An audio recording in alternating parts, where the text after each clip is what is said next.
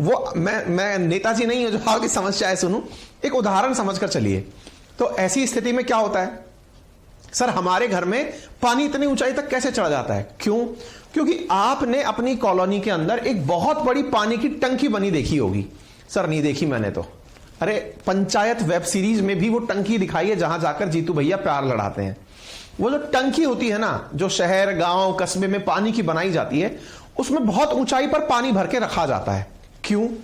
क्योंकि जब वहां से तेज पानी छूटता है तो वो गली मोहल्लों में बहुत तेजी से पहुंचता है। दूर तक गांव के कोने में अगर पानी पहुंचाना है बिना मोटर लगाए तो एक ही तरीका है, टंकी जितनी ऊंची हो सके बना दो। दूसरे के घर में सप्लाई का पानी चढ़ाना है, केवल एक ही तरीका है, टंकी ऊंची बना दो, सरकारी टंकी। वहां से पानी जितना ऊपर से नीचे आएगा उतना तेजी से आगे तक जाएगा। अब बोलो, इतनी बात आपको समझ में आ गई? इस पूरे उदाहरण से एक बात समझ में आ चुकी होगी, क्या? ऊंचाई पर है तो दाब ज्यादा था, प्रेशर ज्यादा था।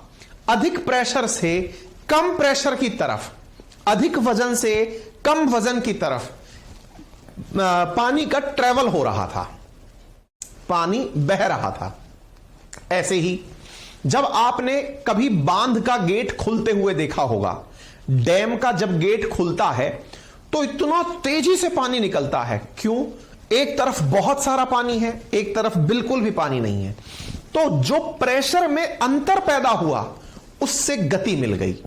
ये सारे उदाहरण ये बताने के लिए हैं कि जब भी दाब में अंतर होगा, अंतर के कारण से ट्रेवल होना शुरू हो जाएगा, पानी का, हवा का, वस्तुओं का। और इसी ट्रेवलिंग में जो ये ट्रेवलिंग हो रही है, इसमें ये जो दाब का अंतर है इसे आप ग्रेडियंट कहते हैं। दाब के अंदर उत्पन्न इसी ग्रेडियंट को आज हमको अध्ययन करना है। क्या है सारी बातें? आज के सेशन में हम हवा के पर्पज में इसे समझने वाले हैं। हां जी, मेरे घर में आज भी मोटर के पानी की टंकी फिल हो जाती है। बहुत बढ़िया, प्रियांश देख लीजिए। चलो कोई तो हमारा ऐसा मिला जो हमारी बात से मतलब सहमत है, ठीक है ना? चलिए, तो जो साथी हमारे सहमत हो गए हैं इस बात से, उन्हें आगे लेकर चलते हैं। आज के सेशन में कुछ ऐसी ही बातें हम करने जा रहे हैं। क्या करने जा रहे हैं? देखो, अर्थ के ऊपर अब पानी की बात नहीं करेंगे आज हम बात करने वाले हैं हवा की। हवा की क्यों करने वाले हैं? देखो, पानी का तो आपको फीलिंग हो जाता है उसका वॉल्यूम देखकर, लेकिन क्या आपको पता है जिस एटमॉस्फेयर को हमने कल पढ़ा था उसमें बहुत सारी गैसेस थी। वो गैसेस गुरुत्वाकर्षण बल के कारण पृथ्वी की सतह पर एक प्रेशर क्रिएट कर रही थी, और जो ग्रेविटेशन के कारण वो जो प्रेशर एटमॉस्फेयर की गैसें कर रही थी उसे ही हम एटमॉस्फेरिक प्रेशर कहते हैं। अब बहुत तेजी से, मतलब बहुत ज्यादा हवा पृथ्वी के ग्रेविटेशन के कारण नजदीक होती है। अब ज्यादा हवा पृथ्वी के नजदीक होती है तो प्रेशर भी पृथ्वी पर ही सबसे ज्यादा होता है, सरफेस पर ही सबसे ज्यादा होता है। कॉमन सेंस की बात है। कॉमन सेंस की बात क्या है भाई? एटमॉस्फेयर में बहुत सारी गैसेस हैं और वो अर्थ पर अपने वजन के कारण एकांक क्षेत्रफल पर एक दाब लगा रही हैं। प्रेशर क्या है? एकांक क्षेत्रफल पर, यानी एरिया स्पेसिफिक पर लगने वाले बल को ही हम प्रेशर कह रहे हैं। तो ऐसी स्थिति में वो जो हवा है उसका जो अपनी जगह पर दाब लगा वो प्रेशर है। अब कॉमन सी बात है, अर्थ सरफेस से अगर मैं ऊपर उठता हुआ जाऊंगा तो ग्रेविटी यहां पर सबसे अधिक फील हो रही है। ऊपर की तरफ डिस्टेंस के साथ साथ वो हवा का प्रेशर कम होता चला जाएगा। बट नेचुरल सा है, जहां हवा ज्यादा है, जहां हवा एकदम पहुंच चुकी है वहां प्रेशर ज्यादा है, जहां हवा नहीं है वहां प्रेशर कम है। इसलिए व्यवहारिक रूप से यह माना जाता है कि अर्थ सरफेस पर प्रेशर अधिक होता है, और यही कारण है कि आप और हम इसी प्रेशर के कारण एक नियमित आकार में रहते हैं। हम सब लोग आज जिस जिस रूप में हैं, इसके पीछे का बहुत बड़ा कारण यही है कि हम लोगों के अंदर हवा का प्रेशर हमें इस रूप में बनाए रह रहा है। बोले कहना क्या चाहते हो? बोले भाई साहब, कहना हम ये चाहते हैं कि यदि आप ऊंचाई पर जाने लगेंगे तो ऊंचाई पर जाने पर प्रेशर कम होगा। बोले ठीक है, तो इससे क्या होगा? ऊंचाई पर जब प्रेशर कम होगा तो हमारे शरीर का जो उच्च दाब है वो कम दाब की तरफ धक्के मारेगा। इसी कारण से जब आप ऊंचाई पर जाते हैं तो आपके कान में दर्द होने लगता है, सर भारी होने लगता है, नसें फूल जाती हैं, चेहरे पर एकदम लाल रंग आ जाता है। अगर आप कभी फ्लाइट में बैठे हो या किसी पहाड़ी पर गए हो तो कान में दर्द होने का बहुत बड़ा कारण यही है कि वहां पर प्रेशर ग्रेडियंट ज्यादा हो चुका है, ऊपर निम्न दाब की स्थिति है, हमारे शरीर से उच्च दाब उसे धक्का मार रहा है। बताइए साहब, यहां तक आपको व्यवहारिक रूप से बातें समझ में आ रही हैं? पहाड़ पर जाते ही आपका सर दर्द होना, क्योंकि नसें जो है वो रक्त को बाहर धक्का मार रही होती हैं। क्लियर?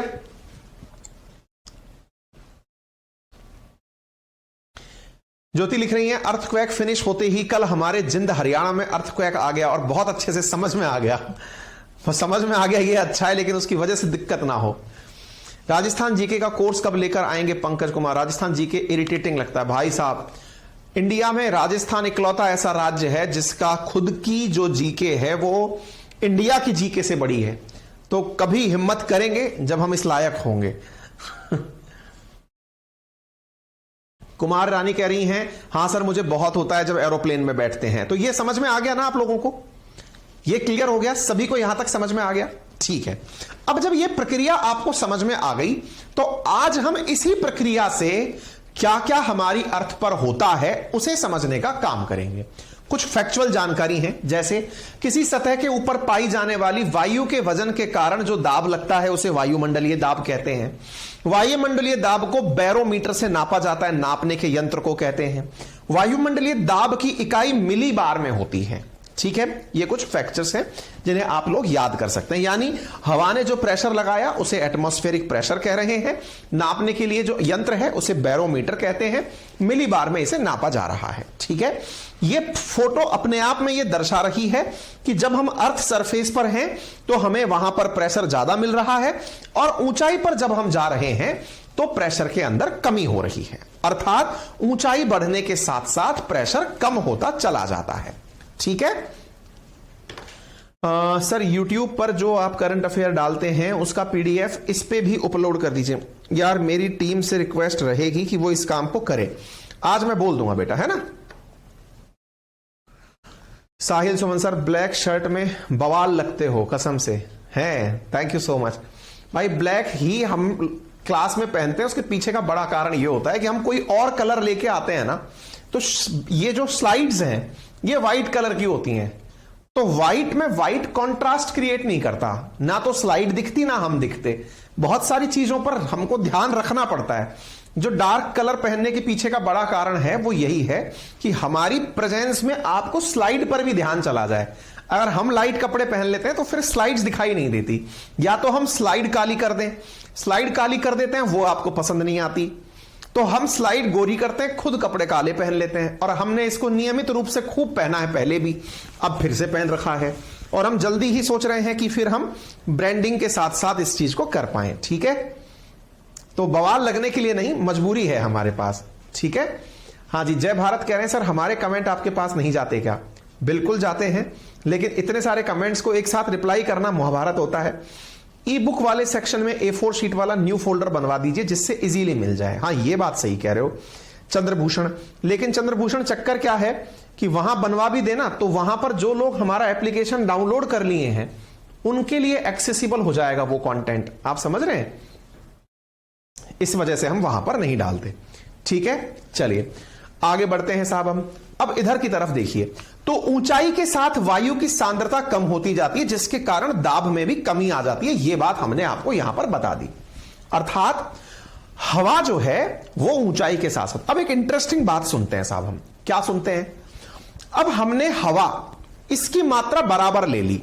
बराबर ले ली से मतलब क्या है भाई, जितनी हवा हमने इस डब्बे में भरी उतनी ही हवा हमने इस डब्बे में भर दी। इन दोनों का कंपैरिजन क्यों करा रहे हो? हमने कहा केवल इसलिए करा रहे हैं कि आपको मात्रा के साथ साथ टेम्परेचर का प्रभाव समझ में आने लगे। बोले अर्थात हमने कहा चलिए बताते हैं आपको समझाने के लिए। हमें कोई अगर चीज काम में लेनी पड़े तो आपको चलिए बताते हैं। विचार करिए, आप में से बहुत सारे लोगों ने पदार्थ की अवस्थाओं के बारे में सुना होगा। पदार्थ की अवस्थाएं जो कि प्राथमिक रूप से आप लोगों ने सॉलिड, लिक्विड और गैस के रूप में जानी है। आप तीनों के बारे में एक चीज, फिर आप में से कुछ लोग प्लाज्मा और उससे भी ऊपर की पांचवी स्थिति बोस-आइंस्टीन सबके बारे में जानते होंगे, लेकिन मैं ठोस द्रव गैस की बात कर रहा हूं। तो मैं ये बोल रहा हूं कि ये वाला जो स्टेट है सॉलिड स्टेट, सॉलिड स्टेट का अंदर होता क्या है ना कि पार्टिकल्स एक दूसरे के बहुत करीब करीब स्थित होते हैं। भाई सॉलिड स्टेट की खूबसूरती क्या है कि यहां पर सभी पार्टिकल्स एक दूसरे के बहुत करीब करीब होते हैं। लिक्विड में ये एक दूसरे से थोड़े दूर होने लगते हैं। लेकिन आपको ये तो पता है ना कि सॉलिड से लिक्विड में जाने के लिए सबसे जरूरी चीज है क्या? तो आंसर है टेम्परेचर। आंसर क्या है? टेम्परेचर। यदि किसी को ठोस अवस्था से लिक्विड अवस्था में जाना है तो अंतर दो पार्टिकल्स के बीच की दूरी बढ़ती है, तो उसका प्रमुख कारण क्या है? टेम्परेचर। और यदि मैंने इसको यानी कि सॉलिड से लिक्विड में बदला, यानी ठोस से द्रव में बदला, और द्रव से जब गैस में बदला, तो फिर से हमें टेम्परेचर देना पड़ा। और टेम्परेचर जब दिया तो ये पार्टिकल्स और ज्यादा दूर हो गए। मतलब अब ध्यान से समझना, यहां पर भी 1 किलो पानी की वजह से बनी हुई बर्फ थी, यहां पर भी 1 किलो पानी की वजह से बना हुआ पानी था, यहां पर भी 1 किलो H2O की वजह से बनी हुई गैस थी। लेकिन जो स्थान इन्होंने घेरा वो गैस ने सर्वाधिक घेरा। मेरा यह पूरा बात समझाने का उद्देश्य केवल इतना है कि जब हम टेम्परेचर देते हैं तो कणों के बीच की जो दूरी है वो इंक्रीज हो जाती है, और कणों के बीच इंक्रीज हुई दूरी ने बहुत सारा स्थान कैप्चर कर लिया होता है। अगर आपको यह बात समझ में आ रही है तो अब आपको यह भी समझ में आ जाएगा कि यदि मैं इस गैस में फिर से टेम्परेचर डाल दूं तो ये पार्टिकल्स तुलनात्मक रूप से और दूर हो जाएंगे। अर्थात गर्म गैस में डिफ्यूजन अर्थात विसरण ज्यादा होता है। थम्स अप करिए अगर मेरी ये बात समझ पा रहे हैं तो। आपको पता है जो साइंस बैकग्राउंड के बच्चे होते हैं उन्हें सबसे अच्छा सब्जेक्ट कौन सा लगता है ह्यूमैनिटीज में? तो उसका आंसर है ज्योग्राफी। क्यों अच्छा लगता है? क्योंकि ज्योग्राफी में साइंस इंप्लीमेंट होती है हर कंसेप्ट को सीखने में।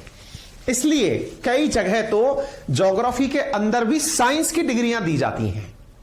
यही कारण है कि जितने भी साइंस बैकग्राउंड के बच्चे होते हैं जब वो सिविल्स की तैयारी में आते हैं तो ऑप्शनल में ज्योग्राफी को पकड़ते हैं कि भाई हम इसको कर लेंगे, क्योंकि ये आसान भाषा में साइंस से रिलेट होकर समझ में आती है।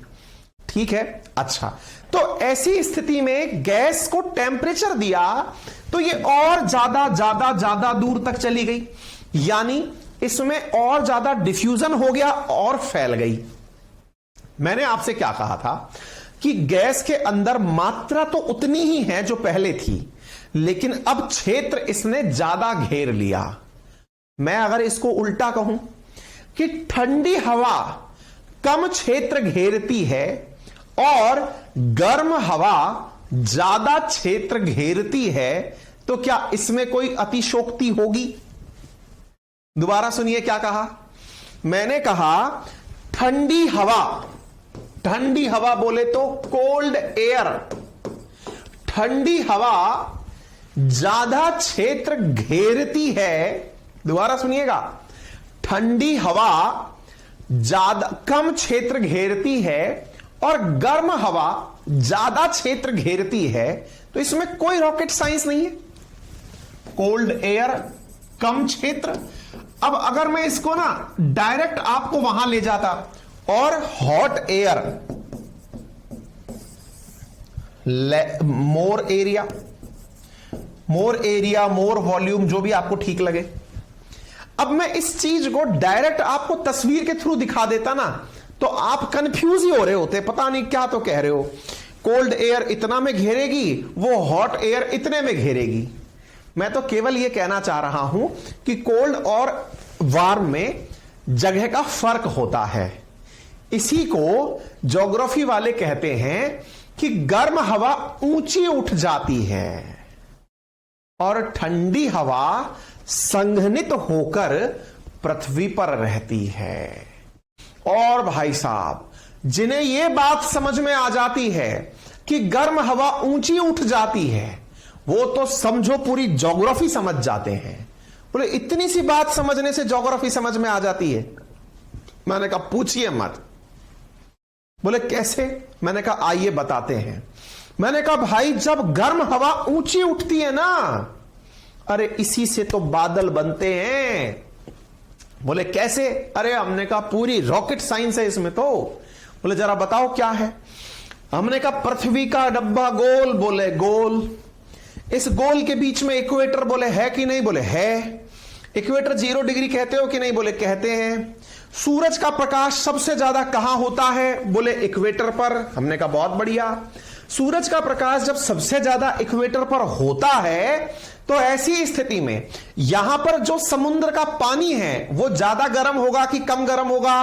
बोले सर ज्यादा गर्म होगा। मैंने कहा जब ज्यादा गर्म होगा पानी, तो भाप बनेगी कि नहीं? बोले बनेगी। मैंने कहा गर्म हवा अर्थ के नजदीक रहेगी कि ऊपर तक जाएगी? बोले ऊपर तक जाएगी, क्योंकि अभी सिखाया था आपने। और जब ये गर्म हवा ऊपर तक जाएगी, तो ऊपर जाकर के ये हवा ठंडी होने लगेगी, यानी कंडेंस होने लगेगी। और जब ये हवा ऊपर जाकर ठंडी होती है, क्यों ठंडी होती है? कल ही पढ़ाया था। देखो यहां पर तो थी गर्म हवा, मैंने कहा इक्वेटर पर थी गर्म हवा, पानी गर्म हुआ, अब यहां से यह हवा ऊपर उठने लगी। कहां चली गई? एटमॉस्फेयर में। एटमॉस्फेयर में जब गर्म हवा ऊपर उठने लगी, इसे कन्वेक्शन ऑफ एयर कहते हैं, संवहन हो रहा है। और जब ये ऊपर उठती है, तो हमें तो कल ही एक कंसेप्ट पता था। क्या कंसेप्ट था? 165 मीटर ऊपर चलने पर 1 डिग्री सेंटीग्रेड तापमान कम होता है, कल पढ़ाया था। इस वजह से 1 किलोमीटर ऊपर चलने पर 6.5 डिग्री टेम्परेचर कम होता है। इसका मतलब यह हुआ कि जब ये चीजें ऊपर चढ़ रही हैं, तो हवा में कंडेंसेशन हो रहा है। कंडेंसेशन हो रहा है, तो यहां पर बादल सदृश संरचना बन रही है। और जब यहां बादल बन रहे हैं, तो बादलों की वजह से जब बन ही गए हैं, तो ये टपक भी जाएंगे। और ये टपक भी जाएंगे बादल, तो बारिश के रूप में पानी नीचे गिरेगा, क्योंकि हवा अपने साथ वेपर को ही तो लेकर गई थी। और जब ये ऊपर लेकर गई थी, तो ऊपर बने बादल, बादल बरस गए। अरे भैया, इक्वेटर पर यही तो कारण है कि रोजाना शाम 4 बजे बारिश होती है, रोजाना। तो इक्वेटर की विशेषता क्या है? इवनिंग में 4 बजे बारिश का होना। बोलो, इतने से कंसेप्ट से इतनी बड़ी बात समझ में आ गई। हल्का सा कंसेप्ट था मेरे हिसाब से, इवन मैं तो कहूंगा कोई कंसेप्ट ही नहीं था। बोलो, मजा आ गया? Very good, thank you so much. बस आप लोग ये जो कमेंट्स लिख देते हैं ना, मतलब एनर्जी एकदम, मैं खा के मोटा थोड़ी हूं, आपके कमेंट सुन सुन करके मैं तारीफ में जी रहा हूं, है ना। बहुत सारे ज्ञानी जन, बुद्धिजीवी लोग कहते हैं तारीफ सुन के खुश नहीं होना चाहिए। अपन अज्ञानी रह के खुश हैं कि हम तो तारीफ सुन के खुश हैं साहब। मजा आया? थर्मोडायनेमिक्स अगर हम पढ़ा दिए तो आनंद आ जाता। चलो साहब, तो कुल मिलाकर के कंसेप्ट क्लियर। अब सोचो, अगर आपको यहां तक की कहानी समझ में आ गई तो समझो आपका आनंद पूरी प्राप्ति हो गई। पता है फिर क्या हुआ? ये बताओ, बारिश तो गिर गई, पानी तो इतनी देर ही झटका झेला। वायुमंडल में 3 चीजें होती हैं। कौन कौन सी चीजें होती हैं ये बताओ? वायुमंडल में 3 प्रकार की चीजें होती हैं। कौन कौन सी? गैस, गैस के साथ साथ वाटर वेपर, कल ही पढ़ाए थे। और तीसरी चीज क्या होती है? Dust particle. बताए थे कि नहीं बताए थे? अच्छा, देखो, गर्म हवा अपने साथ ऊपर उठी, अपने साथ पानी को लेकर चली गई। भाई समुंदर था, उसकी वेपर को भी ऊपर ले गई। ऊपर जाकर के वेपर से ज्यादा चढ़ा नहीं गया, वो मेरी जैसी भारी भरकम थी, सांस फूल गई। हाँ भाई साहब, हमसे कुछ नहीं हो पाएगा। तो बोले फिर? बोले हम गिरेंगे, यहां से लुढ़केंगे, हम वापस जाएंगे। तो भाई साहब वो तो आ पड़ी धड़ाम से नीचे बारिश बनके। अब हवा कह रही है, अबे हम तो हवाबाजी में ऊपर आ गए, अब हम क्या करें? बोले तुम्हारा देख लो भाई, तुम हवाबाजी में ऊपर आ गई, तुमसे नीचे नहीं जाया जाएगा। तो बोले मतलब? बोले मतलब यहां से ऊपर तक पानी तो गिर पड़ा बारिश बन करके, बेचारी हवा अपने साथ डस्ट पार्टिकल को लेकर तैर रही है, अब मैं कहां जाऊं? फिर किसी ने इनको सिखाया। क्या सिखाया? कि तुमने अब ऊपर ज्यादा हवा बना दी है। देखो, हवाबाजी की एक बहुत बड़ी चीज होती है, हवाबाजी निकलती जरूर है बॉस। अब ये जो हवाबाजी ऊपर बनी ना, अब मुझे केवल इतना सा बता दो और मैं मतलब एकदम राजी हो जाऊंगा। एकदम बताओ, ये तो था 0 डिग्री का हालात। यहां क्या हो रहा था? गर्म हो रही थी हवा। यहां से तो हवा उठकर ऊपर चली गई। मुझे बताओ, 0 डिग्री से हवा ऊपर उठकर चली गई, यानी जमीन से तो हवा ऊपर उठ के गई। मैं इस बिंदु को बोल रहा हूं ए बिंदु, और जहां गई उस बिंदु को बोल रहा हूं बी बिंदु, जहां ऊपर गई। मुझे यह बता दो, ए और बी में अब हवा ने प्रेशर ज्यादा कहां बना रखा है? ए और बी में हवा ने प्रेशर ज्यादा कहां बना रखा है, यह बता दो बस। कमेंट बॉक्स में इंतजार कर रहा हूं मैं। एक बालिका है, कई बार हालांकि अपने अटपटे डाउट्स के कारण क्लास के अंदर चर्चा में रहती है। फिर से उसने ऐसा ही एक सवाल पूछा है, तब तक आप कमेंट में जवाब दे दो, तब तक हम उससे बतिया लेते हैं। बालिका का कहना है, एसिड रेन कैसे होती है ये बता दो। मैं तो सारी तरह की रेन बता दूंगा बेटा, मैं एसिड भी रेन बता दूंगा, मैं सूखा भी समझा दूंगा, मैं तो एक साथ इतनी सारी चीजें बता दूंगा कि तुम समेट नहीं पाओगी। पर मुसीबत यह है कि कोशिश अगर इतनी सी हो जाए कि जो क्लास चल रही है उतने पर फोकस रह लिया जाए तो समय बचता है। और समय बचता है, देखो दिमाग क्या बहुत जिज्ञासु है, और जिज्ञासु दिमाग के लिए इस प्रकृति ने एक बहुत जबरदस्त चीज बनाई है जिसका नाम है गूगल। उसका उपयोग करिए। और आपको लगता है आपको नहीं आता उपयोग करना, तो उसमें माइक का बटन है, वो दबा दो और लिख दो एसिड रेन कैसे होती है। आप जैसों के लिए भी उसने ज्ञान दे रखा है। आएंगे मुद्दे पर, लेकिन मुद्दा ना भटक जाए इसलिए आंसर पर आ जाते हैं। मेरे तमाम साथियों ने आंसर दे दिया। बोले सर जो ये बी वाला बिंदु है ना, मैंने कहा हां। बोले सर इस बी वाले बिंदु पर प्रेशर ज्यादा है। अरे क्या बात है, मतलब आप सबने मुझे अब तक एक जवाब दे दिया, और वो जवाब है बी बिंदु पर सर हाई प्रेशर है। मैं राजी हो गया। मैंने कहा बहुत बढ़िया, इसका मतलब आपने ए पर मुझे लो प्रेशर कह दिया और बी पर आपने मेरे लिए हाई प्रेशर कह दिया। बोले यस सर, एकदम यही कहा है हमने कहा चलो बहुत बढ़िया। अब हमने कहा अगर यार ये बात आपने बोल दी तो मुझे एक सवाल और पूछना है। बोले हाँ पूछो।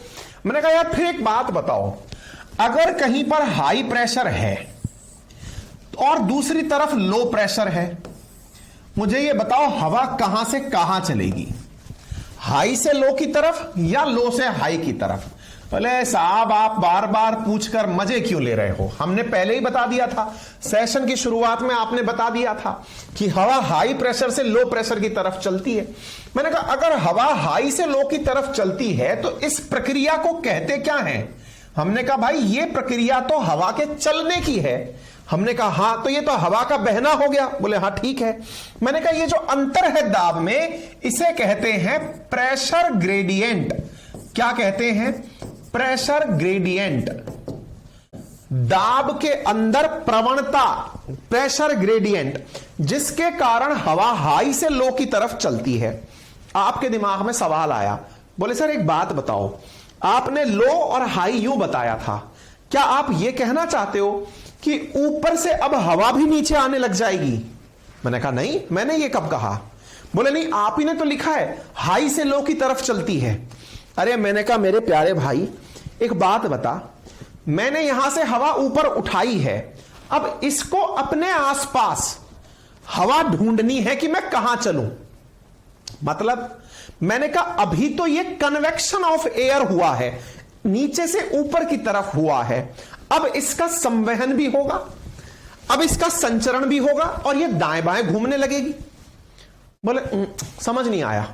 मैंने कहा लोड क्यों ले रहे हो, बहुत आसान कर देते हैं। बोले बताओ। हमने कहा कल्पना करो कि आपके पास में टेबल फैन रखा हुआ है।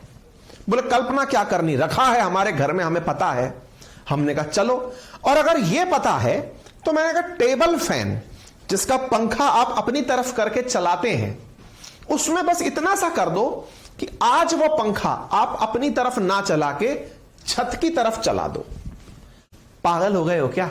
अरे हमने कहा यार कहने से कर तो दो।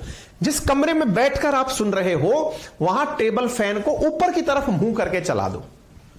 फिर मैंने कहा ये पूरी प्रक्रिया वही हो रही है। बोले क्या हो रही है? हमने कहा देखो, आपने जैसे ही ऊपर की तरफ चलाया, ऊपर मिल गई छत। बोले हाँ मिल गई। मैंने कहा उस छत पे जैसे ही हवा जा रही है, छत को फीलिंग आ रही है, आहा, गर्मी दूर हो गई, मेरा प्रेशर बढ़ रहा है, इस समय मेरे ऊपर इतनी तेज हवा आ रही है। बोले अब? बोले इतनी तेज हवा आ रही है, अब जब ये हवा यहां पहुंची है, अब ये हवा जब पहुंची है तो वो कहने लगी अब मैं किधर जाऊं? तो बोले सुन, मैं इधर चलूं, मैं उधर चलूं, मैं इधर चलूं, मैं इधर चलूं, मैं जहां भी चलूं मैं वहां जाऊंगी जहां पर दाब कम होगा, जहां पर दाब कम होगा। मतलब अरे मतलब ये कि आपने जहां पर उसका मुंह बनाया वहां से तो नहीं लौटी, लेकिन वो हवा आपके बगल की दीवारों से लौटकर नीचे आने लगती है। ना हो तो करके देख लेना। पंखे से अगर हवा दीवार की तरफ मारोगे, वो पहले दाएं बाएं जाएगी और फिर लौटकर नीचे आएगी, क्योंकि उसे ग्रेविटेशनल फोर्स नीचे बुला रहा है। इधर से तो हवा ऊपर उठी थी, लेकिन उठने के बाद ये दाएं बाएं चलना शुरू कर दी, और जब ये चलना शुरू कर दी तो भाई साहब इधर देखिए, ये इधर चली और ये इधर चली। बोले सर वहां क्यों चली? मैंने कहा देखो, यहां से हवा उठी थी, कहीं और से थोड़ी उठी थी। बोले नहीं सर, तो जब नहीं उठी थी तो इसका मतलब कहीं और ऐसी दिक्कत तो है नहीं, तो ये बेचारी चल देगी लेफ्ट राइट। बोले हम ये मान लें कि यहां ज्यादा प्रेशर है तो ऊपर की तरफ कहीं लो प्रेशर होगा। हमने कहा मान क्या लो, होता ही ऐसा है। अच्छा, तो हवा ही हवा में ये लो प्रेशर की तरफ मुड़ गई? मैंने कहा बिल्कुल। फिर मैंने कहा यहां से जमीन इसे दूर से पास बुलाए कि बेटे चले आओ। बोले क्यों? क्योंकि बेटे तुमको आना है। बोले क्यों आएंगे हम? अरे हम धरती मां हैं, ग्रेविटेशन से बुला रहे हैं तुम्हें। बोले हम तो खुद नाराज होकर ऊपर गए थे। अरे नाराज होकर नहीं गए थे, तुम्हारी पिटाई हुई थी, तुम्हें गर्म चीमटों से कूटा गया था, तुम्हें गर्मी दी गई थी, तुम उससे उठकर ऊपर गई थी। अब तुम ठंडी हो चुकी हो, नीचे आ जाओ। तो ये यहां पर पहुंची हुई हवा नीचे चलने लगती है और धरती की तरफ मुड़ जाती है। Sir sir sir sir sir इधर भी तो गई थी लो प्रेशर की तरफ। मैंने कहा और नहीं तो क्या? सर तो वो भी तो नीचे की तरफ चलने लगेगी। अरे हमने कहा पूछिए मत, यही हालत है, वो भी नीचे की तरफ चलने लगी। अच्छा, इसका मतलब खेला यह है कि यह भी पंखा ही है। इक्वेटर से पंखा उठा था, लेफ्ट और राइट चल दिया था। हमने कहा बिल्कुल। बोले सर इसका मतलब 0 डिग्री पर जो बारिश हुई, पानी तो बरस गया, हवा अब तक परेशान है। हमने कहा इसीलिए तो कहते हैं हवाबाजी ना करो। अच्छा, तो गाना बन गया, मैं इधर चला मैं उधर चला और अंत में लो मैं फिसल गया। कहां फिसले भाई साहब? पहले उठकर ये ऊपर तक गए थे, यहां तक समझो ये बोर्ड है, यहां से उठकर यहां तक आए थे, यहां तक आए थे, कुछ इधर चल दिए और भाई साहब कुछ इधर चल दिए, ऊपर और नीचे इक्वेटर से यहां पहुंचे तो अर्थ यानी बोर्ड ने कहा उड़ो नहीं बेटा, नीचे आ जाओ। बोले आए मम्मा, और ये उड़ करके यूं चलकर चल दिए। ऐसे ही ये नादान परिंदा जो उड़ रहा था ये इधर चल दिया। मतलब ये लीजिए, उड़े तो थे लेकिन नीचे आ गए। भाई साहब इक्वेटर से उठ करके इन्होंने जो नीचे आकर सत्यानाश किया है, आप देखो, आप ये यहां आकर नीचे पड़ गए, ये यहां आकर नीचे पड़ गए साहब। सर ये कहां आकर पड़े? हमने कहा देखो ये इक्वेटर से ऊपर उठे थे। बोले हां हां बिल्कुल उठे थे। हमने कहा इक्वेटर से उठे थे और अब ये यहां जाकर गिर गए। मुझे तो केवल इतना सा सवाल पूछना है। बोले हां सर पूछिए ना। मैंने कहा मुझे तो केवल इतना पूछना है, ये जो x नामक बिंदु है, ये जो y नामक बिंदु है, इस पर धरती पर फीलिंग कैसी आ रही है? हवा के आने के कारण दाब की फीलिंग आ रही है, यानी हाई प्रेशर की फीलिंग आ रही है, या लो प्रेशर की फीलिंग आ रही है? सवाल बड़ा सा सिंपल है। मैंने अभी हाल क्या कहा है कि हवा जो जाकर अर्थ पर गिरी है, इसकी वजह से यहां फीलिंग कैसी आ रही है? हाई वाली फीलिंग आ रही है कि लो वाली फीलिंग आ रही है? अरे ये आ पड़ी मेरे ऊपर, अरे ये हवा आके गिर गई मेरे ऊपर, इसको कैसी फीलिंग आ रही है? यहां पर फीलिंग हाई वाली आ रही है कि लो वाली आ रही है? बताइए साहब।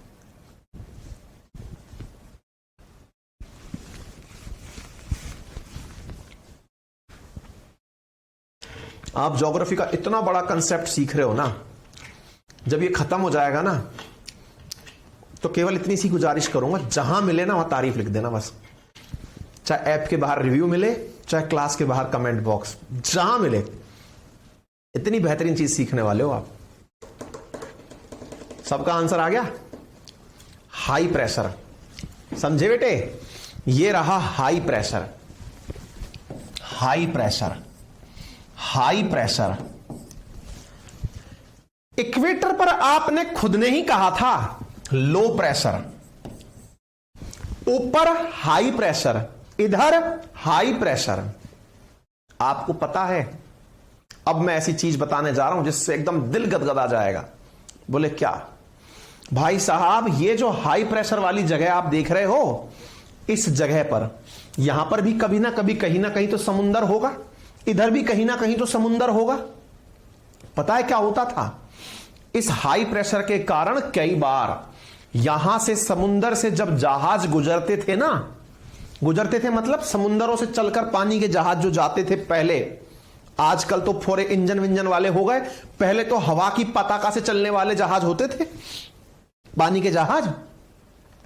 वो क्या करते थे, किसी देश में जाते थे तो यात्रा करने के लिए, पानी की यात्रा तो जहाज के थ्रू, और जमीन पर पहुंचकर अपने घोड़े पर बैठकर इधर उधर यात्रा किया करते थे।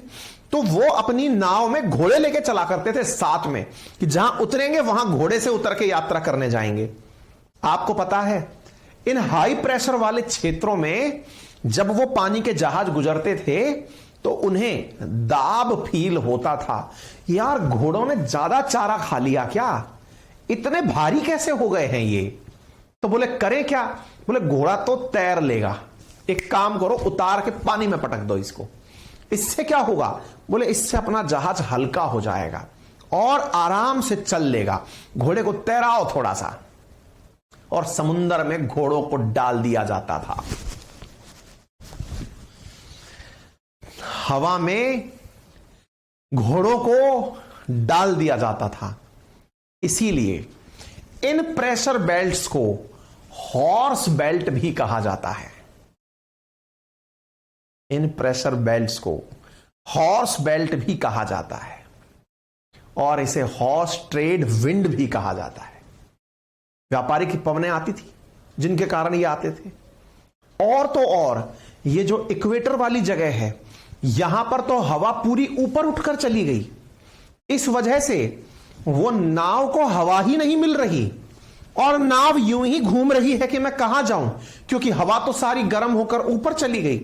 तो वो भटकने लगती थी कि मैं किधर चलूं भाई, कोई हवा ही नहीं आ रही, कहां जाऊं। इस स्थिति को डोलड्रम स्थिति कहा जाता था। इस स्थिति को डोलड्रम, आज भी अगर आप अंग्रेजी पढ़ते हैं तो ऐसी स्थिति को डोलड्रम स्थिति, असमंजस की स्थिति, निर्णय ना कर पाने की स्थिति डोलड्रम सिचुएशन कहलाती है। बोलिए, यहां तक किसी भी प्रकार की कोई दिक्कत? हॉर्स लैटिट्यूड, डोलड्रम लैटिट्यूड अगर समझ में आ गया तो एक बार जल्दी से मुझे थम्स अप करके बता दीजिए कि सर समझ में आ गया। इतना झेल गए तो इससे आगे की बात बताएं। अतुल उपाध्याय कह रहे हैं एटमॉस्फेरिक प्रेशर से हम लोग दबते क्यों नहीं हैं? दबे हुए हो बेटा, तुम्हारा दिमाग तो दब चुका है, इसीलिए तो ऐसे सवाल कर रहे हो। तुम दबे हुए हो, हम मजाक नहीं कर रहे, सच्चाई कह रहे हैं। अपनी इस आकृति के पीछे का बड़ा कारण यह दबाव ही है। हमने कहा ना बेटा, ऊंचाई पर जाते और दाब हट जाता तो हम फट जाते, पत्थर चिथड़े चिथड़े उड़ जाएंगे। इसीलिए तो वो बनाए जाते हैं, स्पेस सूट बनाए जाते हैं, वो विशेष रूप से बनाए जाते हैं। क्लियर हो गया? आनंद आ गया? थम्स अप आ गया साहब, ठीक है। अब पता है, लेकिन दिमाग में एक सवाल रह गया आपको बस वो सवाल अंदर ही अंदर चल रहा है। आप सोच रहे हैं बस सर बता दें तो फिर हमारी स्थिति दूर हो जाए, नहीं तो हम पूछ पूछ कर सर को परेशान करेंगे। सवाल क्या है? सर ये कितनी दूर जाके नीचे आती है हवा? बड़ा सवाल है ये। आपने कहा यहां से उठी, यहां जाकर नीचे गिरी। सर कितना दूर जाकर के ये नीचे आती है? हमने कहा ये आती है लगभग 30 डिग्री नॉर्थ पर और 30 डिग्री साउथ पर। ये नदर्न हेमिस्फीयर है, ये सदर्न हेमिस्फीयर है। 23 पर जहां पर ट्रॉपिक ऑफ कैंसर और ट्रॉपिक ऑफ कैप्रिकॉन है, उसके 5 ऊपर 5 नीचे। बोले हाँ मैं यही पूछना चाह रहा था सर। मैंने कहा हम तो जानते हैं आप क्या पूछना चाह रहे थे। बोले अच्छा। सर एक सवाल और है। हमने कहा पूछो। सर वो जो पंखा आपने ऊपर चलाया था ना, हमने कहा हाँ, वो उस दीवार से टकरा के नीचे आ गया था क्योंकि ग्रेविटी ने पूछ लिया था कि नीचे आ जाओ बेटा। सर लेकिन अब तो हवा गिरनी केवल वहीं चाहिए थी, लेकिन मैं पंखा यहां से खड़ा होकर चला रहा था, वो हवा मेरे पैरों में क्यों लग रही है? दोबारा सुनो, व्यवहारिक रूप से चीजें समझोगे बहुत आसान है। मैं यहां से पंखा पकड़ करके ऊपर हवा भेज रहा था, हवा गई, हवा दीवार से टकराई, दोनों कमरे की 2 दीवारें, उनसे टकरा करके साहब नीचे आई। मैंने कहा मेरे को हवा नहीं लगनी चाहिए भाई साहब, अपन को ठंड नहीं लगनी चाहिए, इसलिए पंखा हमने ऊपर कर रखा है, अपन को नहीं चाहिए हवा। हमारे वहां पर खड़े खड़े पिताजी देख रहे थे, कह रहे थे ढक्कन प्रसाद। हमने कहा जी हां बेटे, ये बता, ये जो तेरा पंखा ऊपर हवा फेंक रहा है, ये हवा ले कहां से रहा है? हमने कहा अच्छा, ये पंखा है, हवा खुद बनाता है। वाह भाई वाह, फैन बड़े सुने हैं साहब, लेकिन हवा बनाने वाले भी फैन आते हैं, ये नहीं सुने हमने।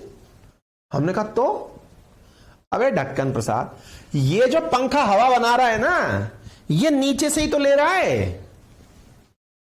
हमने कहा मतलब? अबे तुम्हारी किचन में जाकर देखो, किचन के अंदर जो मम्मी ने एग्जॉस्ट फैन लगा रखा है, वो कमरे की हवा को ही तो बाहर फेंक रहा है। हमने कहा हाँ, ये तो सोचे ही नहीं थे हम, तो बोले अब सोचो, तुम्हारा जो ये पंखा है ऊपर हवा फेंक रहा है, हवा तो कहीं से लेगा। हमने कहा हाँ लेगा। कहां से लेगा? अरे बोले दाएं बाएं से लेगा। हमने कहा दाएं बाएं हवा कहां है? हमने कहा ना तुम एक नंबर के ढक्कन आदमी हो, देखे नहीं थे ये जो पंखा हवा ऊपर फेंका था, ये हवा यों घूम करके नीचे आई थी, और नीचे आकर के ये जब तुम्हारे पैरों में ठंडक दे रही है, ये इशारे कर रही है। हम तो फिर आ गए। मतलब अबे तुमने पंखा ऊपर चलाया था ना, तो वो जो जमीन से हवा खींच रही थी, ये दाएं बाएं की हवा थी, ये भाई साहब खींच ली। हम तो फिर आ गए, इधर वाली भी आ गए, इधर वाली भी आ गई, लो भेज लिया ऊपर हमने, तो हम तो वापस आ गए। हमने कहा हाँ वापस आ गए, तो हमने कहा फिर से तुम्हें ऊपर भेज देंगे। हाँ तो बोले खेलते रहो, हमें क्या है, साइकिल बना दो हमारी। हमने कहा हो बना देंगे, क्या दिक्कत है। इसी को फेरल साइकिल कहते हैं, पढ़ाएंगे साइकिल का नाम।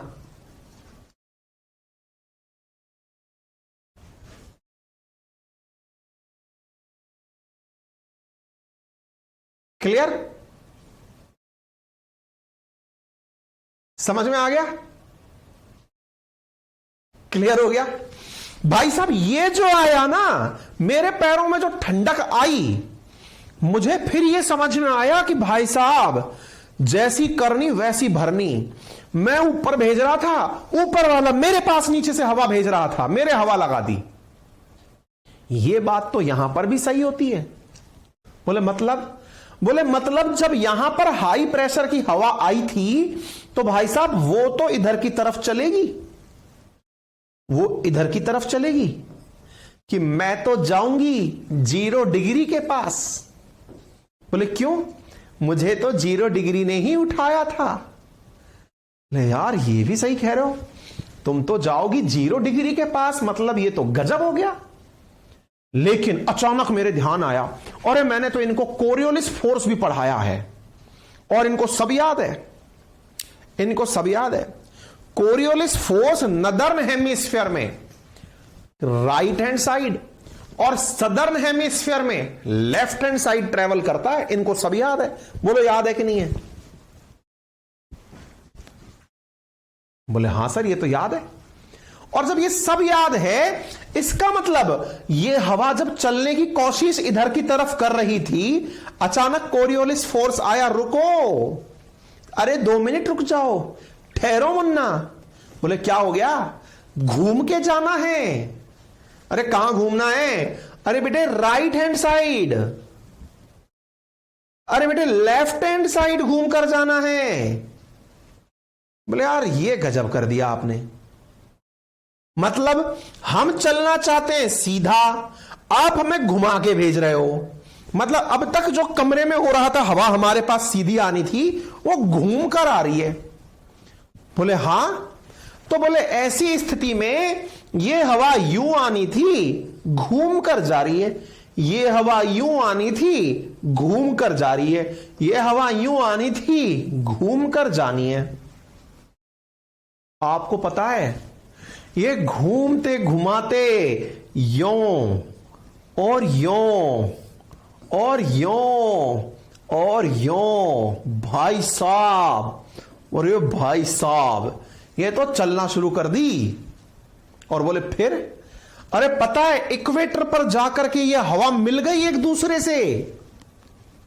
बोले हवा मिल गई मतलब? अरे हमने कहा जब ये एक दूसरे से मिल गई ना, इस घटना को ही कन्वर्जेंस कहते हैं। क्या कहते हैं? कन्वर्जेंस। अंग्रेजी में बता दिए सर आप तो। हमने कहा थोड़ी सी अंग्रेजी सीख लो, फर्क थोड़ी पड़ेगा। मिलना एक दूसरे से कन्वर्जेंस कहलाता है। बोले अच्छा, लेकिन सर एक बात बताएं। हमने कहा बताओ। सर ये 0 से लेकर 30 डिग्री तक का जो क्षेत्र है, इसको आपने हमें पहले ट्रॉपिकल क्षेत्र नाम दिया था। आपने कहा था ट्रॉपिक ऑफ कैंसर तक का क्षेत्र ट्रॉपिकल क्षेत्र, ट्रॉपिक ऑफ कैप्रिकॉन तक का क्षेत्र ट्रॉपिकल क्षेत्र। अब इन दोनों क्षेत्र की हवाएं आकर के इक्वेटर पर मिल रही हैं, इस प्रक्रिया को क्या कहेंगे? अरे हमने कहा नादान बालक, इसी को तो इंटर ट्रॉपिकल कन्वर्जेंस जोन कहते हैं। अरे इसे ही तो ITCZ कहते हैं।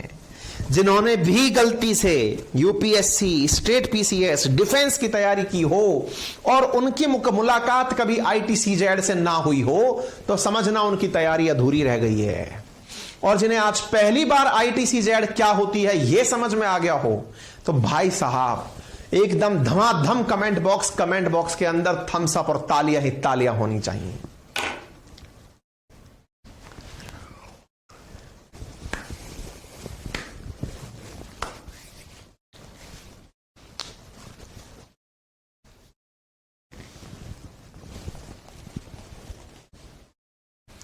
ये जितनी भी बातें मैंने पढ़ाई, इन बातों को आप चाहते तो अपनी कॉपी में as it is rough notes में बना लेते।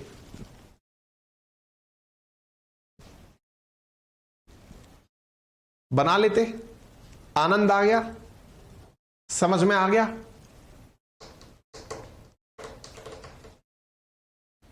क्लियर हो गया। ITCZ अगर समझ में आ गया ना, समझो आपने बहुत बड़ा ज्योग्राफी का कंसेप्ट सीख लिया।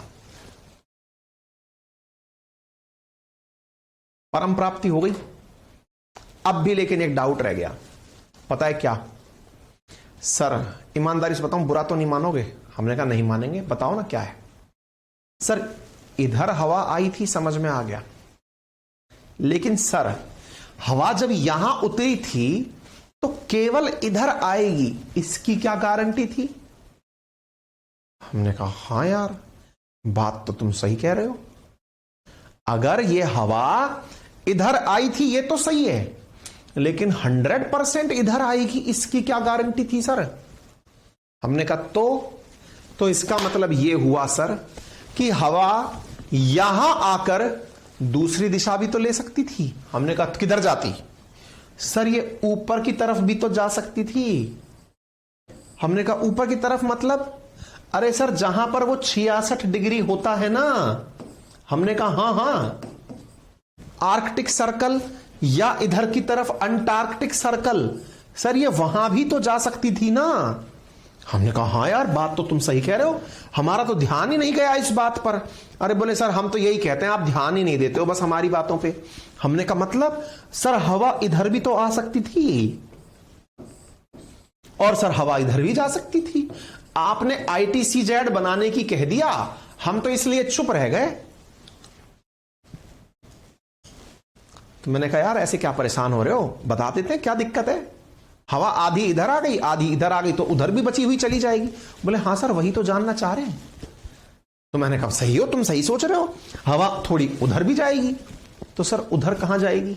मैंने कहा हाँ ये सवाल सही पूछ रहे हो तुम, यार उधर कहां जाएगी?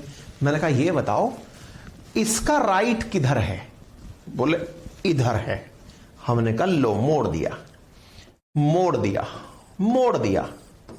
मैंने कहा तुमको याद है कि हमने ये कहा था कि कोरियोलिस बल नदर्न हेमिस्फीयर में राइट हैंड साइड घुमाता है और कोरियोलिस बल सदर्न हेमिस्फीयर में लेफ्ट हैंड साइड घुमाता है। बोले हां। तो हमने कहा घुमा दो ना, क्या दिक्कत है? बोले घुमा दे। मैंने कहा हो। मैं कहा लो, ये सॉरी लेफ्ट हैंड साइड घुमा दिए। बोले इससे क्या होगा?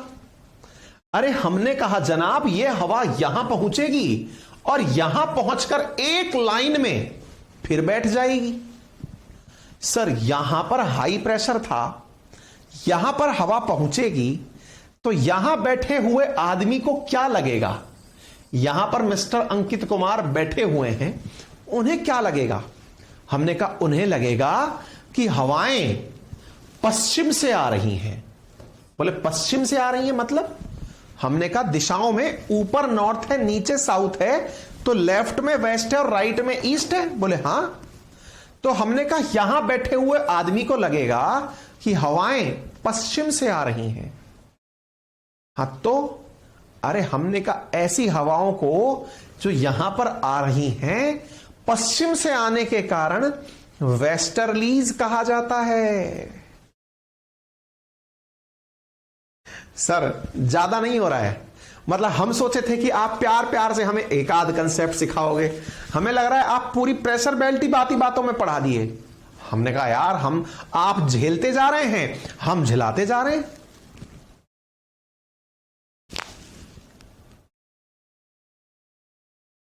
इसका मतलब सर इधर बैठी हुई हवा को लगेगा कि वेस्टर्लीज आ रही है। मैंने कहा और नहीं तो क्या। तो सर अति सर्वत्र वर्जते, हमने कहा बिल्कुल, ये तो हमने पहले ही कह रखा है। सर यहां पर जब हवाएं यूं पहुंच जाएंगी तो इनका प्रेशर फिर बढ़ने लगेगा। हमने कहा बिल्कुल सही कह रहे हो। ऐसी स्थिति में हवाएं कहेंगी कि भाई साहब आप यहां पर इतने मत इकट्ठे रहो। तो बोले क्या करो? बोले थोड़े से आप यहां से ऊपर उठ जाओ, हमसे झिल नहीं रहे हो आप, यहां ज्यादा आ गए आप लोग। क्योंकि इतना हम कैसे झेलें, हमने तो कुछ भी नहीं किया, हमने तो सूरज भी नहीं देखा, हम तक तो सूरज भी टेढ़ा देखता है, आप हमें ठंड में क्यों मार रहे हो? आप यहां मत रहो, आप जाओ यहां से। ये कौन बोला? ये 66.5 डिग्री के आसपास एक बेल्ट है जो कह रही है भैया सुनो, हम पर मत कृपा करो अपनी, तुमको परेशान करने वाली इक्वेटर थी, उस पर जाओ, बढ़िया से ITC-Z बनाओ, तुम्हारा प्रेशर ITC-Z को मुबारक, हम पर कृपा मत करो। इधर ये हवा कह रही है बहना मैंने कौन सी गलती करी, इनने उठा दिया मुझको ऊपर, मैं तो अब नीचे आई हूं, प्रकृति के नियम का पालन कर रही हूं, आधी जा रही हूं इक्वेटर की तरफ, आधी तुम्हारी तरफ आ गई, नहीं तुम्हें बुरे लगता कि हम तुम्हारे तक नहीं आए? बोले ना बहन देख बात ऐसी है, हम पहले ही ठंड में मरे जा रहे हैं, हम पहले ही आर्कटिक सर्कल में डले हुए हैं, ठंड में हमारी बुरी हालत है बहना, तुम हम तक मत आओ, तुम जाओ अपनी जगह। बोले बहना हम वेस्टर्ली हैं। अरे तुम कुछ भी ली हो पर हम तक मत रुको, प्लीज हमसे चले जाओ। बोले आप कहां जाएं, हमको कोई बुलाने वाला है ही नहीं, इधर से हम फेंक दिए गए, ऊपर जाने की हम में हिम्मत नहीं है। क्यों? क्योंकि यहां तो और ज्यादा बर्फ है। तो बोले अब क्या करें? बोले अब तुमसे कुछ ना हो पाएगा बहन, अब ऊपर वाला तुम्हारी मदद करेगा। बोले कैसे? बोले तुम एक काम करो बहना, तुम ऊपर जाओ, अपने वापस जाओ ऊपर, जहां से आई थी वहीं जाओ, हम पर ना रुको, बस तुम चली जाओ यहां से। भाई साहब जो बेइज्जती यहां पर हुई है 66.5 डिग्री पर, ये आई हुई हवा आई तो थी बड़ी इज्जत से। भाई साहब इसे यहीं से आप जाओ, हवा कहती है अब तो हमको ईश्वर हमें आप ही बुला लो, और हवा यहां से उठकर ऊपर चली जाती है साहब। हवा यहां पर बेइज्जती के कारण गई है साहब, सूरज की कोई गलती नहीं है यहां पर। हवा को तो जो घनघोर बेइज्जती मिली है, जगह ही नहीं दे रहा है कोई बैठने की। हवा ने कहा अब क्या करें, जब हमारा कोई नहीं है तो हम उठ ही जाते हैं। तो हे ऊपर वाले इस हवा को उठा ले, और ये हवा फिर उठ गई, और ये आसमान में उठी, लेकिन इस बार दमदार नहीं है बॉस, दमदार तो यहां से उठी थी वो थी, ये वाली जो उठी इसमें अब दम नहीं है, लेकिन ये तो मजबूरी की मारी है, उठना ही था, उठ गई। अब ये जब ऊपर उठी तो फिर भगवान ने कहा बेटा तुम्हारा टाइम अभी नहीं हुआ है, अभी मत आओ हमारे तक। तो फिर इसने कहा भगवान अब मैं क्या करूं? बोले तू एक काम कर, तू ठंड में जाके मर, तू गर्मी में जाके मर, मेरे तक मत आए। बोले मतलब? बोले तू यहां पर नहीं टिकने दिया क्योंकि ये लोग लो प्रेशर में रहना चाहते थे, तेरे को नहीं लेना चाहते थे। समझ में आया? लो प्रेशर पे इक्वेटर भी रहना चाहता है और ये लोग भी रहना चाहते हैं, समझ में आया? लेकिन कृपया करके ऊपर आने का समय नहीं हुआ है तेरा। बोले भगवान ये लोग मुझे नहीं ले रहे। तो बोले नहीं ले रहे ना, तो एक काम कर, जो ले सकता है वहां जा। बोले भगवान वहां मत भेजो, मर जाऊंगी मैं। बोले मेरे को नहीं पता, मरे कि जिए सीधी मर के ही आना, जा नॉर्थ पोल पर।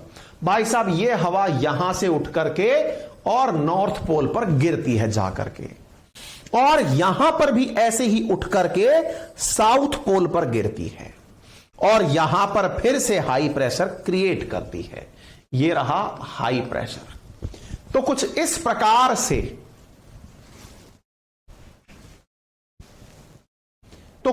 प्रकार से पूरी अर्थ पर प्रेशर बेल्ट का निर्माण होता है। शुरू हुआ था इक्वेटर से, मजाक मजाक में शुरू किया था, अब मजा आने लगा है। भाई साहब प्रेशर बेल्ट्स बन गई, क्या ही करें, किससे कहें सर इसका हम क्या करें। हमने कहा देखो ये क्लास के साथ रिकॉर्ड हो चुका है, 10 बार देख लेना, इसे सब समझ में आ जाएगा। फिर भी ना आए, मैंने पूरा कंटेंट आपको दे दिया है। कहां, आइए दिखा देते हैं। पूरा खेला समझा दिया है आपको, जो बोला सब समझा दिया, कोरियोलिस फोरियोलिस सब समझा दिया। अब प्रेशर बेल्ट पर हैं और ये चैप्टर भी दी एंड हो गया है। आनंद की अगर प्रबल प्राप्ति हो गई हो तो एक बार के लिए आज की गुजारिश तो हम आपसे यही कह सकते हैं, देखो हमारी शांति किसमें है कि आप हमारे बारे में जिसको भी बताएं, ये बताएं कि इस आदमी ने चीटिंग नहीं की हमारे साथ, पढ़ाने के नाम पर इसने पढ़ाया है भाई। क्योंकि केवल एक ही दर्द है इस सीने में कि ऑनलाइन को लोगों ने बहुत बदनाम किया है। लोग कहते ही ये हैं कि ऑनलाइन में पढ़ाई नहीं होती। हमने YouTube पर भी वो कर दिखाया जो अच्छों को करने में 15-15 घंटे लगते हैं। हमने पेड के अंदर भी अपने एप्लीकेशन पर भी वो कर दिखाया कि नहीं, पढ़ाना अगर हो तो पढ़ाने में ऑनलाइन में बुराई तो नहीं है। और बस मैं आपसे इतना सा ही रिक्वेस्ट कर सकता हूं कि इस फील्ड को गाली मत पड़ने देना। ऑनलाइन पर पढ़ाई होती है और समझ में भी आती है, बस ये जिम्मेदारी अब आपकी है। ये लो जी, हिंदी इंग्लिश में सारी बेल्ट बना दी मैंने आपके लिए। अब अर्थ पर इसको ढूंढ लेना, 30 degree 60 degree tropic of cancer, ये सब बातें लिखित में दे दी, पढ़ लेना एक बार, सब समझा दिया। आनंद की प्राप्ति हो गई, इजाजत दें, अब हमारे भी बच्चे इंतजार ही कर रहे हैं हमारा। डन।